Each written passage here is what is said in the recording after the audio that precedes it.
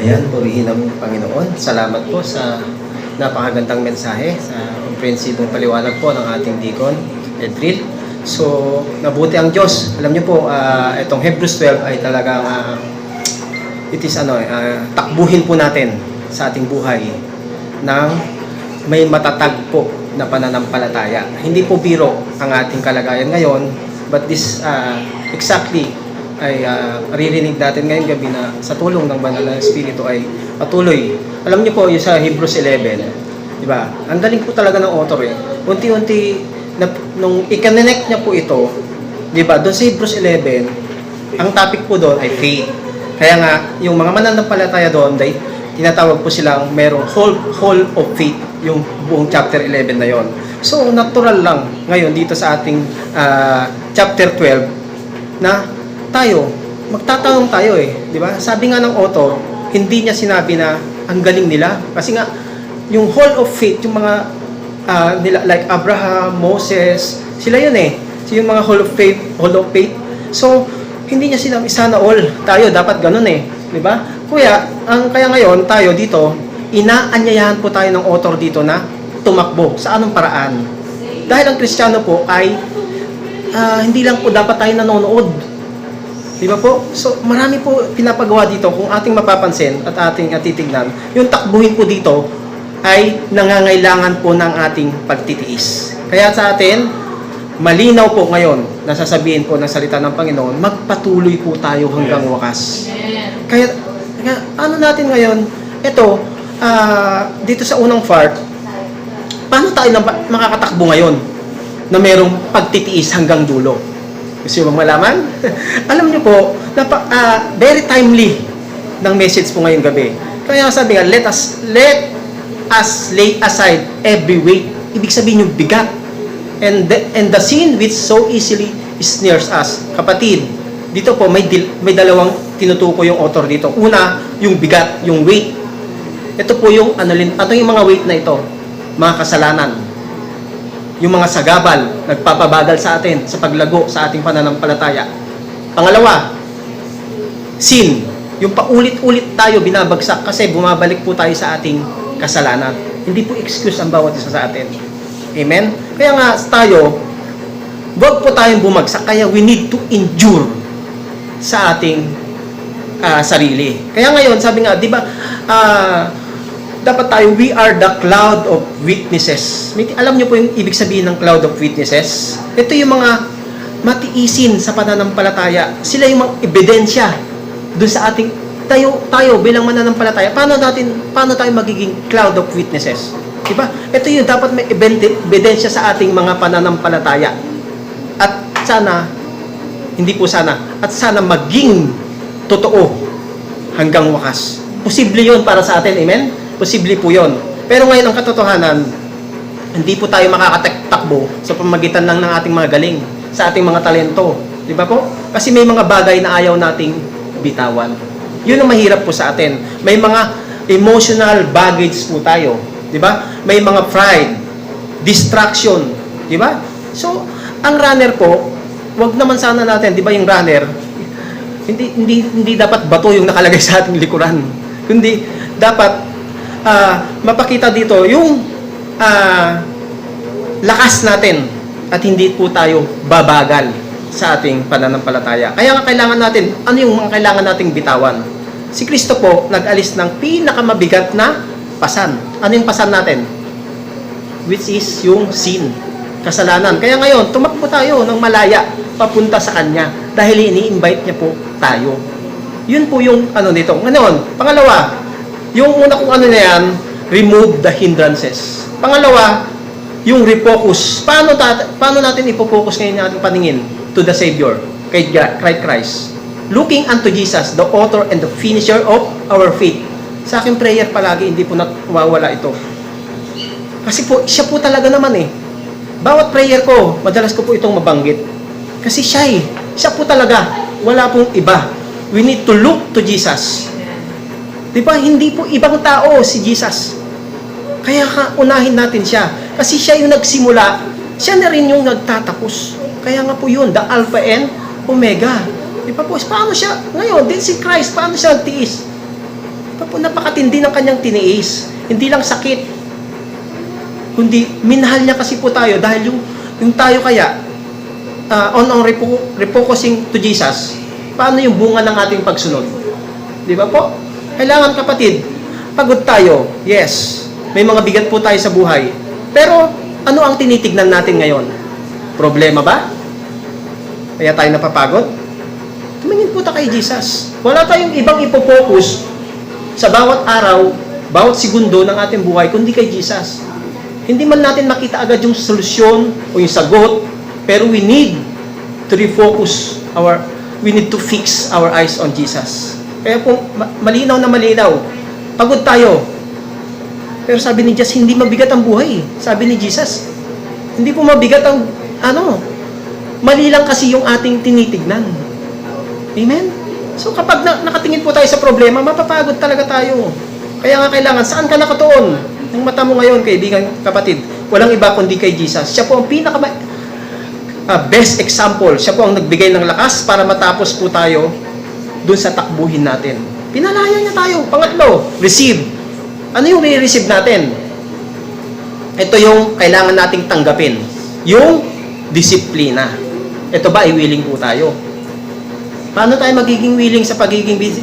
For whom the Lord loves, He chastens. Mahal ba natin yung pagdidisiplina? Gusto ba natin sa buhay po natin yon? Ito yung malaking tanong sa atin eh. Bawat sa atin, ayaw natin magpadisiplina sa totoo lang. Kasi ganito eh. May ganito pa po ako eh. Ganun po tayo. Pero sabi kapatid, hindi lahat ng sakit ay galit ang Panginoon sa atin.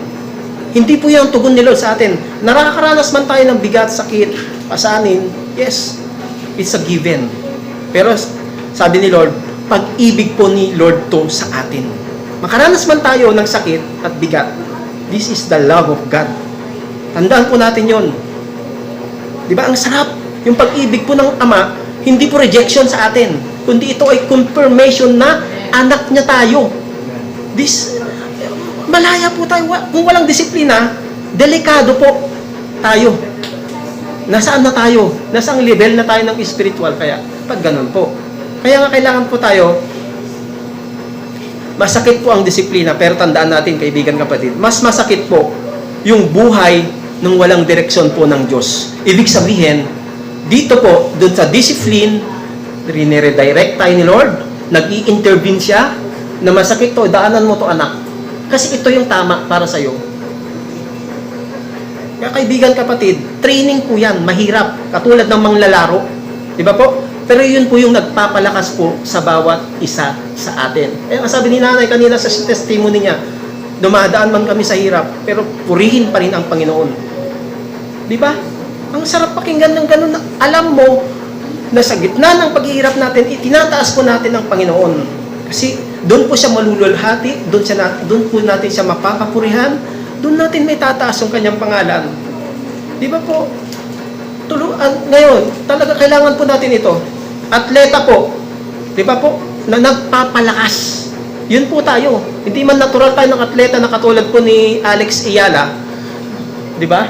Grabe.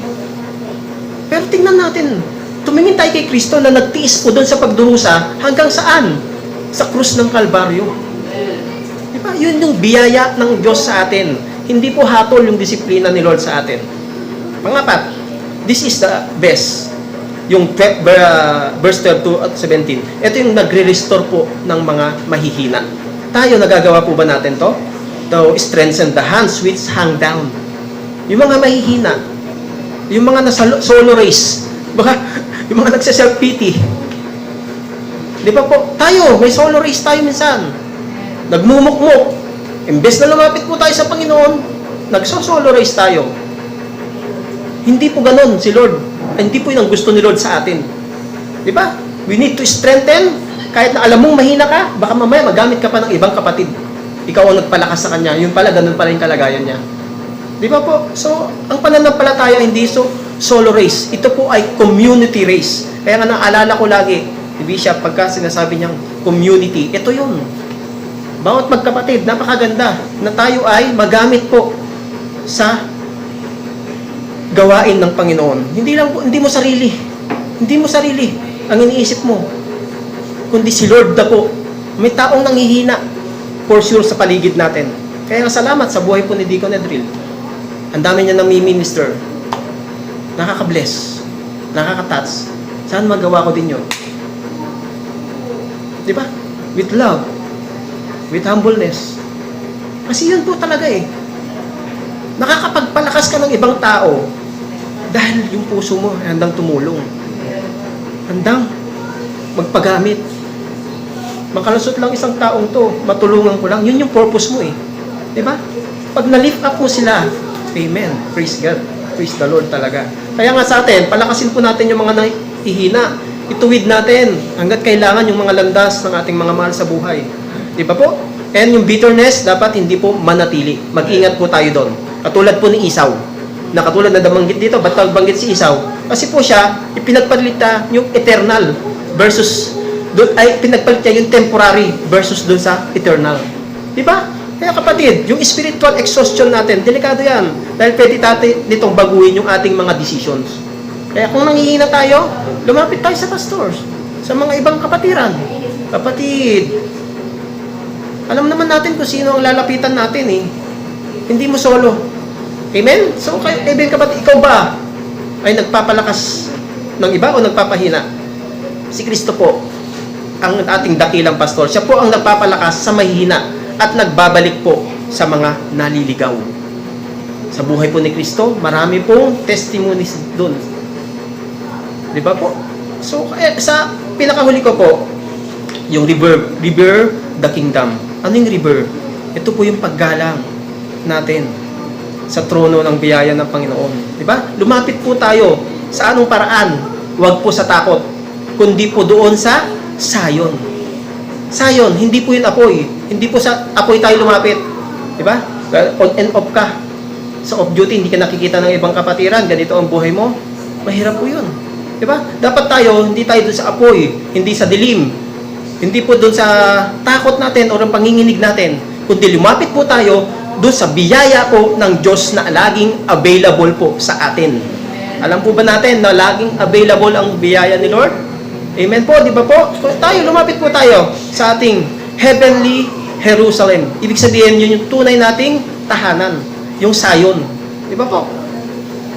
Lumapit po tayo doon sa mga assembly of believers. Tayo, bawat magkakapatid. At higit sa lahat, ang lalapitan po natin kay Jesus, which siya po ang ating mediator, yung tulay po natin siya, si Lord, si Jesus, sa pagitan po ng Diyos at ng tao. Siya po ang ating mediator. Siya po ang kailangan, higit sa lahat, yung kanyang dugo that speak better than things that of Abel. Diba? Yung dugo po ni Abel kasi, sabi, hustisya ang sinisigaw noon that time. Pero yung dugo ni Jesus, siya po yung nagsasalita hanggang ngayon ng kapatawaran. Diba po? Kaya mamuhay po tayo. Huwag po tayong mamuhay sa takot, kundi dun sa biyaya ng Diyos. Pero huwag po nating abusuhin yung biyaya ng Diyos. Diba po? Napakaganda po ng biyaya ng Panginoon sa atin. At talagang nararanasan po natin yan araw-araw. Even may problema, si Lord, yung biyaya niya ay laging sapat. Kaya nga sabi ni Lord kay Paul, my grace is sufficient for you. Di ba po? Kaya si Jesus po, ang tagapamagitan po natin, yung sa kanyang dugo. Kasi doon sa kanyang dugo, merong malaking pag-asa. At ang pinakahuli ko po, respond with reverence. May paggalang po tayo. Paano tayo tumugon na may paggalang? So since we are receiving a kingdom which cannot be shaken, ito napakaganda talaga. Hindi po natitinag yung paglapit natin dapat sa Panginoon. Dahil yung biyaya niya, sinabi niya sa previous, kapatid, may darating na pagyanig which is nararanasan na natin ngayon. Yanig pa lang ito. Hindi pa po ito final. Wala pang mga earthquake. Wala pang mga bomba na nagliliparan na nakikita natin. Doon sa ibang bansa meron. Pero dito, biyaya pa rin ng Panginoon yung ating nararanasan. Di ba po? Pero, ito ang pinaka maganda na pangako ng Panginoon sa atin. May mananatili. Hindi po yaman ha. Hindi yung ating mga posisyon. Hindi rin yung mundong ito. Hindi po mananatili ang mundong ito. Ang mananatili po sa atin na maghahari sa ating mga buhay, yung kaharian ng Diyos. Doon po tayo tumingin. Kaya kailangan, kaibigan kapatid, ano ang tugon natin ngayon? Kaya nga, respond with reverence. May pagsunod tayo na may takot sa ating Panginoon. Ano po dapat nating tugon? Yung tamang tugon. Dapat we need to serve God. Maglingkod po tayo, magpagamit po tayo. Di ba po? Ang sa pagtugon, may paggalang at may banal na takot. Dahil ang Diyos po, sabi kanina ni Deacon Edril, yung consuming fire, ay consuming fire. Alam niyo po yung consuming fire, i-add ko lang po. Ito po ay hindi po si Lord nag-tolerate ng sin. Sabi rin ni Bishop kanina, purification, yes. Pero mayroon itong isa, God's righteous judgment. Pag sinabing consuming fire, may judgment din po. Amen? Kaya kaibigan kapatid, ano ang pinanghahawakan po natin ngayon? Mga bagay na matitinag ba o ang karihan ng Diyos? Siyempre, dapat doon tayo sa kaharian ng Diyos. Diba? Dahil kay Kristo po, tinanggap natin ang kahariang hindi po natitinag. Diba? Kasi pag ang consuming fire po, talagang ano to ito ay yung holiness po kasi ng Panginoon ang dapat makita at ang dapat maranasan, makita po sa atin yung holiness po ni Lord, di ba? At nagpapakita po dapat yung takot natin kasi dapat kasi talaga may takot tayo, which is ang tao ngayon na hindi na ganun kaya yun po yung ating kala mo wala si Lord, hindi po kaibigan kapatid, nandito po siya sa atin palagi, hindi nila alam, di ba po? So yun po ang mahirap sa atin ngayon. Kaya sa aking uli po kaibigan kapatid, malinaw na malinaw po ang panawagan po ng author sa atin ngayong gabi. Ano ang gusto niya po sa atin ngayon? Dapat tumakbo po tayo na mayroong pagtitiis. Una, tumingin po tayo kanino? Dapat kay Jesus, refocus.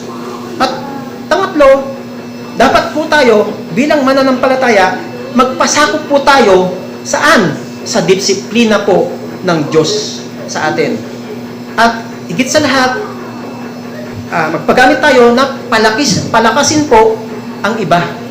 Amen? Kaya huli sa lahat, kaya nga respond with reverence, mamuhay ka bilang bahagi ng kahariang hindi po natitinag. That's our life. Ito po tayo, kaibigan kapatid. Kaya nga hindi madali po ang takbuhin. At hindi ka nag-iisa, kapatid. Hindi po tayo nag-iisa. Kasi si Jesus ang nasa unahan po natin palagi. Siya po yung ating unahan. Lord, itago mo ako lagi sa iyong likuran. Yun dapat yung ating respond, tugon. Siya po ay kasama natin, si Jesus. Siya rin po ang naghihintay sa finish line. Andun na siya. Di ba? Kaya nga, doon sa finish line na yun, anong gusto ni Lord na marinig? Ano pong gusto niyong marinig sa Kanya? Well done, my good and faithful servant. So, napakabuti po ng Panginoon. Kaya ang tanong, hihinto ka ba dahil sa pagod? No, kapatid. Magtitis ka ba hanggang umas? Yes. Yes na yes. So, let us run with endurance the race that is set before us. Kasi po, ang takbuhan iyon ay nagtatapos po dun sa kaluwalhatian po ni Kristo. Sa Diyos lahat ng papuri. Salamat. So, nakita ninyo yung nagtutuloy ng Bible study. Marami pong na-expose.